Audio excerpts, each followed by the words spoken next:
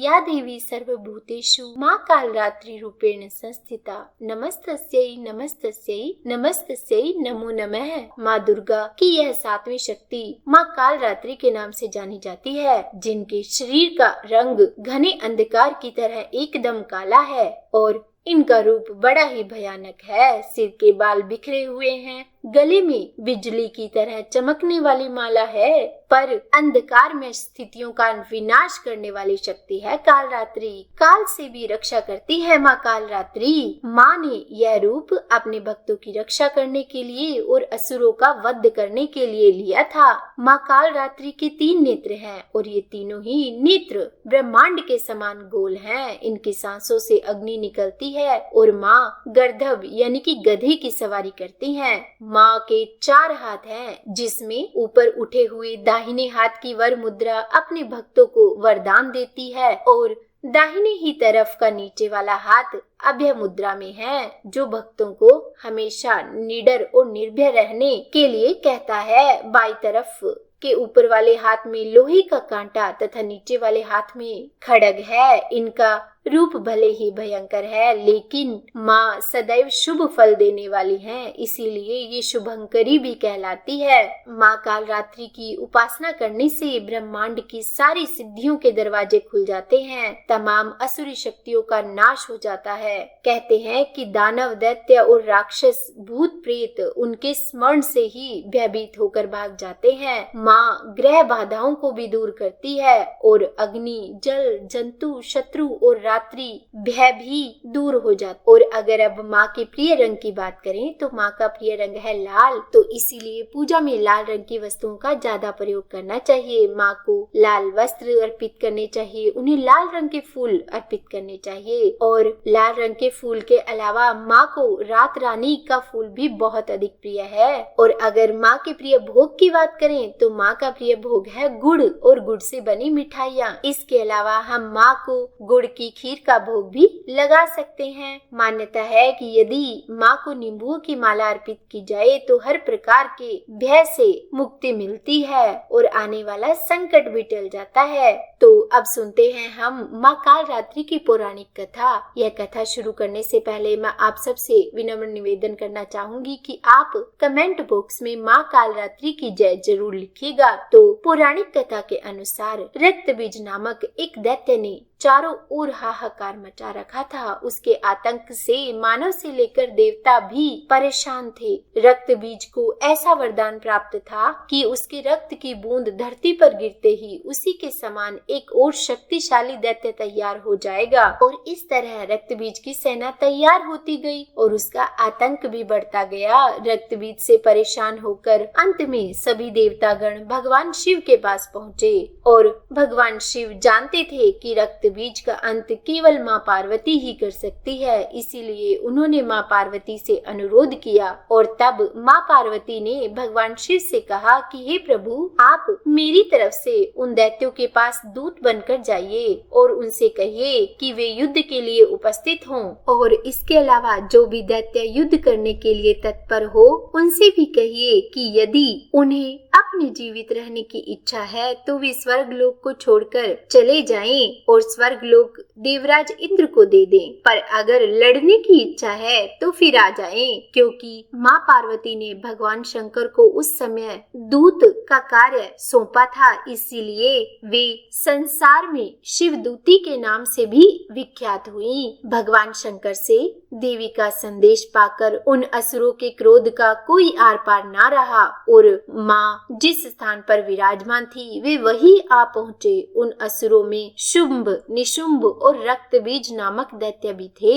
युद्ध के मैदान में आते ही वे दैत्य देवी पर शक्तियों और बाणों की वर्षा करने लगे। देवी ने भी उनके फेंके हुए बाणों, शक्तियों, त्रिशूलों को अपने बाणों से काट डाला और काली देवी उस देवी के साथ आगे खड़े होकर शत्रुओं को त्रिशूल से विदीर्ण करने लगी। वहीं पर देवी पार्वती के शरीर से दिव्य शक्तियां निकली जो सभी दैत्यों को ध्वस्त करने के लिए तत्पर हो रही थी। ब्रह्माणी जिस तरफ भी जाती उसी तरफ अपने कमंडल से जल छिड़क देती, जिससे दैत्यों के वीर्य और बल का नाश हो रहा था। और इसी प्रकार महेश्वरी त्रिशूल से, वैष्णवी चक्र से और अत्यंत कोप वाली कुमारी शक्ति द्वारा असुरों को मार रही थी। शिवदूती के प्रचंड अट्टहास से कितने ही दैत्य भयभीत होकर पृथ्वी पर गिर पड़े और उनके गिरते ही वह उनका भक्षण कर गई। इस तरह क्रोध में भरे हुए वे मात्र गणों और तरह तरह के उपायों से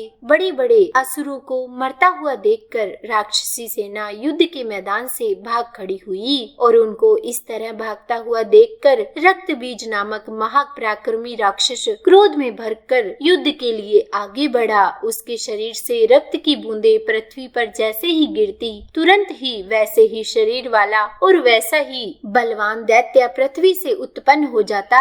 रक्त बीज अपने हाथ में गदा लेकर ऐन्द्रिय के साथ युद्ध करने लगा। जब ऐन्द्रिय शक्ति ने अपने वज्र से उसको मारा तो घायल होने के कारण उसके शरीर से बहुत सा रक्त बहने लगा और उसकी प्रत्येक बूंद से उसके ही समान बलवान और महापराक्रमी अनेक दैत्य भयंकर रूप से प्रकट हो गए। वे सब के सब दैत्य उस रक्त बीज के समान ही बलवान तेज वाले थे। वे भी भयंकर अस्त्र और शस्त्र लेकर देवियों के साथ युद्ध करने लगे। जब ऐन्द्रिय के प्रहार से उसके मस्तक पर चोट लगी और रक्त बहने लगा तो उसमें से हजारों पुरुष वापस उत्पन्न हो गए। वैष्णवी ने चक्र से और ऐन्द्रिय ने गदा से रक्त बीज को चोट पहुंचाई और फिर वैष्णवी के चक्र से घायल होने पर रक्त बीज के शरीर से रक्त बहा तो उससे हजारों महा असुर दैत्य फिर से उत्पन्न हो गए, जिनके द्वारा संपूर्ण जगत व्याप्त हो गया, जिसे देखकर देवताओं को बड़ा भारी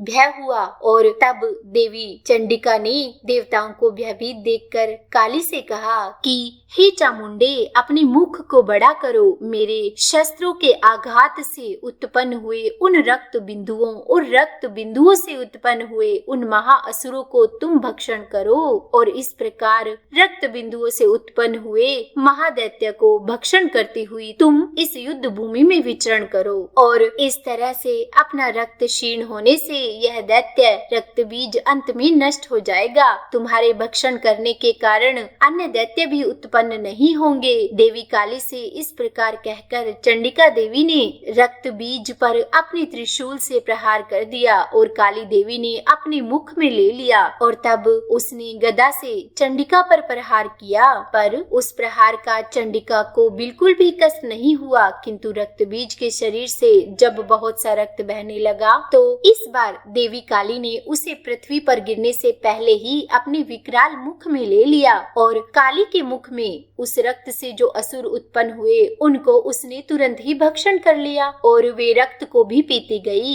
और फिर देवी ने रक्त बीज को, जिसका कि देवी काली ने रक्त पिया था, चंडिका ने उस दैत्य को वज्र, बाण, खड्ग इत्यादि से मार डाला। हे राजन, अनेक प्रकार के शस्त्रों से मरा हुआ और खून से वंचित वह महादैत्य रक्त बीज पृथ्वी पर गिर पड़ा। हे राजन, उसके गिरने से देवतागण बहुत ही प्रसन्न हुए और उन असुरों का रक्त पीने के बाद माताएं नृत्य करने लगी और इस प्रकार देवी काली ने रक्त बीज नाम के राक्षस का वध कर दिया। तो बोलिए माँ कालरात्रि की जय। और माँ कालरात्रि का बीज मंत्र है क्लीम ऐं श्री कालिकाय नमः। माँ कालरात्रि का मंत्र है ओम देवी कालरात्रे नमः। और माँ कालरात्रि का स्तुति मंत्र है या देवी सर्वभूतेषु माँ कालरात्रि रूपेण संस्थिता नमस्तस्यै नमस्तस्यै नमस्तस्यै नमो नमः। और देखिए, माँ की पूजा बिना स्तोत्र पाठ के अधूरी मानी जाती है, तो इसीलिए हर दिन पूजा में स्तोत्र पाठ भी अवश्य करना चाहिए। तो माँ कालरात्रि का स्तोत्र पाठ है हीम कालरात्रि श्रीम कराली जय क्लीम कल्याणी कलावती काल माता कली दर्पधनी कमदीश कुपान्विता, काम बीज जपांदा कम बीज स्वरूपिणी, कुमतिग्नि कुल नर्ति नाशिनी कुल कामिनी, क्लीम हीम श्रीम मंत्र वर्णेन काल कंटक घातिनी, कृपामयी कृपाधरा कृपा परा कृपा गमा। और अब माँ कालरात्रि कवच। ओम क्लीम मे हृदयम पातु पादौ श्री कालरात्रि, ललाटे सततम पातु तुष्ट ग्रह निवारिणी, रसनाम पातु कौमारी भैरवी चक्षु शोभ्रम, कटौ पृष्ठे महेशानी कर्णौ शंकर भामिनी, वर्जितानि तु सतनाभि यानि न कवचेन ही, तानि सर्वाणि मे देवी सततम पातु सतम्बिनी। और चलिए अब हम करते हैं माँ दुर्गा की आरती। तो बोलिए माँ दुर्गा की जय। जय अम्बे गौरी मैया जय श्यामा गौरी, तुमको निश दिन ध्यावत, तुमको निश दिन ध्यावत हरि ब्रह्मा शिवरी। जय अम्बे गौरी मांग सिंदूर विराजत, टीको मृग मद को ओ मैया टीको मृग मद को, उज्ज्वल से दो नैना, उज्ज्वल से दो नैना चंद्र बदननी को। ओम जय अम्बे गौरी, कनक समान कलेवर रक्तांबर राजे, ओ मैया रक्तांबर राजे, रक्त पुष्प गलमाला, रक्त पुष्प गलमाला कंठन पर साजे। जय अम्बे गौरी के हरिवाहन राजत, खड़ग खप्रधारी ओ मैया खड़ग खप्रधारी, सुर नर मुनि जन सेवत, सुर नर मुनि जन सेवत, तिनके दुख हारी। ओम जय अम्बे गौरी, कानन कुंडल शोभित, नासाग्रे मोती ओ मैया नासाग्रे मोती, कोटिक चंद्र दिवाकर, कोटिक चंद्र दिवाकर समराजत ज्योति। ओम जय अम्बे गौरी, शुंभ निशुंभ विडारे महिषासुर घाती ओ मैया महिषासुर घाती, धूम्र विलोचन नैना, धूम्र विलोचन नैना निश दिन मदमाती। ओम जय अम्बे गौरी, चंड मुंड संहारे शोणित बीज हरे ओ मैया शोणित बीज हरे, मधु कैटभ दो मारे, मधु कैटभ दो मारे, सुरभ्यहीन करे। ओम जय अम्बे गौरी, ब्रह्माणी रुद्राणी तुम कमला रानी ओ मैया तुम कमला रानी, आगम निगम बखानी, आगम निगम बखानी तुम शिव पटरानी। ओम जय अम्बे गौरी, 64 योगिनी गावत, नृत्य करत भैरू ओ मैया नृत्य करत भैरू, बाजत ताल मृदंगा, बाजत ताल मृदंगा और बाजत डमरू। ओम जय अम्बे गौरी, तुम ही जगत की माता, तुम ही हो भरता ओ मैया तुम ही हो भरता, भक्तन की दुख हरता, भक्तन की दुख हरता, सुख संपत्ति करता।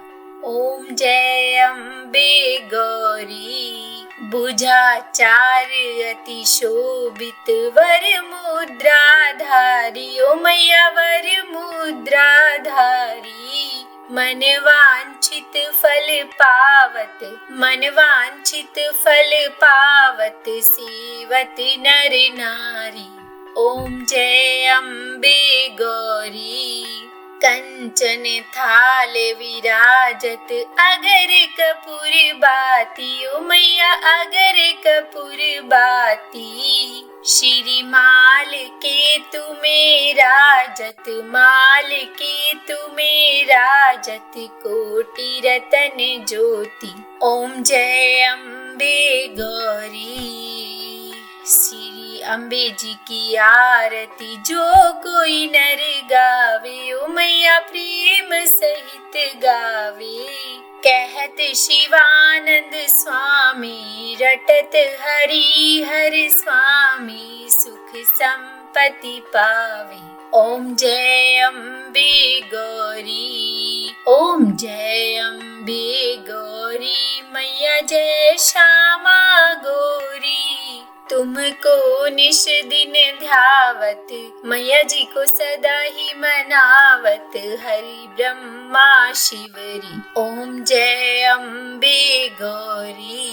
तो बोलो गौरी मैया की जय। देखिए, आरती करने के बाद जो क्षमा याचना की जाती है उसी में लिखित रूप में आपको ऊपर स्क्रीन पर भी दे रही हूँ, ताकि आप खुद भी पढ़ सके और मैं आपको बोलकर भी सुना देती हूँ। तो क्षमा याचना मंत्र है, हे परमेश्वरी, मेरे द्वारा रात दिन बहुत से अपराध होते रहते हैं। मुझे अपना दास समझकर मेरे उन अपराधों को आप कृपा पूर्वक क्षमा कीजिए। हे देवी, मैं आपका आवाहन करना नहीं जानती, विसर्जन करना भी नहीं जानती तथा पूजा करने का ढंग भी नहीं जानती। हे माँ, मुझे क्षमा कीजिए। हे देवी सुरेश्वरी, मैंने जो मंत्रहीन, क्रियाहीन और भक्तिहीन पूजन किया है वे सब आपकी कृपा से पूरे हो। सैकड़ों अपराध करने के बाद भी जो आपके शरण में आकर जगदम्बा कहकर पुकारता है उसे वह गति प्राप्त होती है जो ब्रह्मादि देवताओं के लिए भी पाना आसान नहीं है। हे जगदम्बिके, मैं अपराधी हूँ किंतु आपके शरण में आई हूँ। इस समय दया की पात्र हूँ, आप जैसा चाहे वैसा करे। हे देवी, हे परमेश्वरी, अज्ञानवश भूल से या बुद्धि भ्रष्ट होने के कारण मैंने जो भी न्यूनता या अधिकता कर दी हो वे सब क्षमा करें और आप प्रसन्न हो। सच्चिदानंद स्वरूपा